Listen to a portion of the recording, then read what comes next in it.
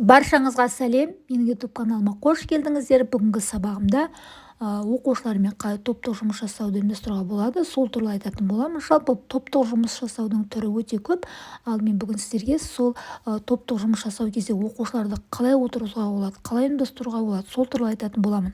Өздеріңіз көріп отырғандай, мына жерде 4 сан берген. Бірінші сан 4-ке қарама-қарсы, екінші сан 3-ке қарама-қарсы тұр. Яғни бұл нені білдіреді? Бірінші отырған оқушы төртінші отырған оқушымен жұмыс жасайды деген сөз. Яғни бұлар бір-бірімен иықтас партнерлар есептеледі.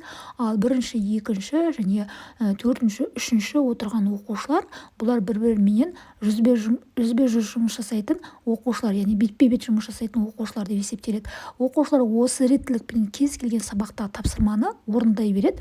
Бұл жерде яғни бірінші оқушы ол төртінші оқушымен де жұмыс жасайды, бірінші оқушы ол екінші оқушымен де жұмыс жасайды. Яғни ол иықтас партнермен де жұмыс жасайды, немесе бетпе-бет отырған оқушымен де жұмыс жасайды. Бұл үлкен оқушыларға жақсы нәтиже көрсетіп жүрген сабағым. Міне оқушылар алдын ала осылай сабағымды дайындап қоямын. Жаңа қағаздарын партаның үстіне осылай қойып қоямын. Оқушылар өздері ретімен келіп отырып жұмыс жасай береді.